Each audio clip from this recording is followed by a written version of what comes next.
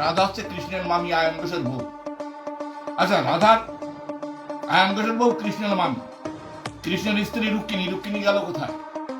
রাধাকে পারি কোথায়? এই লম্পট বরগী বৈষ্ণবরা পরের বউ নিয়ে টানাটানি করার জন্য রাধাকে কৃষ্ণের মামি আয়ন ঘোষের বউ বানায় দিয়ে সমাজে প্রচার করেছে, তাই যাতে তাদের লম্পট করতে খুব সুবিধা হয়। কিন্তু এই সমস্ত কথা দিয়ে গুজামিল দিয়ে আমাদের কৃষ্ণের ব্যাখ্যা হবে না।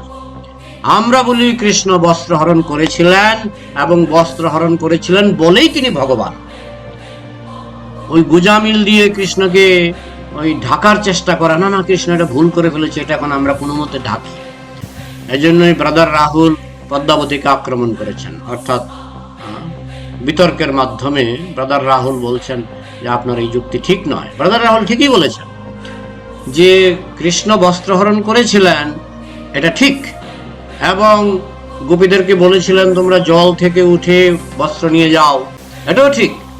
গোপীরা যখন লজ্জাস্থান ঢেকে বস্ত্র নেওয়ার জন্য এসেছিলেন, কৃষ্ণ বলছিলেন তোমরা মাথায় হাত জোর করে প্রণাম করা, যাতে তারা লজ্জাস্থান ঢাকতে না পারে, এটাও ঠিক।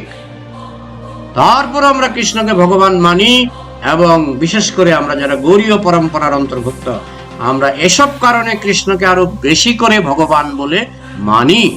এই জন্য আপনি দেখবেন ওই কৃষ্ণরে গাছ উঠায় দিয়ে সব মায়ের লোকরে ল্যাংটা করে জলে নামায় দিয়ে গান বাঁধিয়েছে।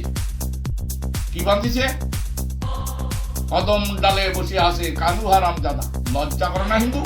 কৃষ্ণের মতো মহান মানুষকে ধ্বংস করতে, কৃষ্ণের মতো যোগেশ্বরকে ধ্বংস করতে তোদের লজ্জা করে না? কাছে থাপড়ায় কালের তাপ করে ফেলে তোমার বিয়াদ করেছিস। তোরা সজাতি ধ্বংস করেছিস, স্বধর্ম ধ্বংস করেছিস, কিন্তু পরিষদ ধ্বংস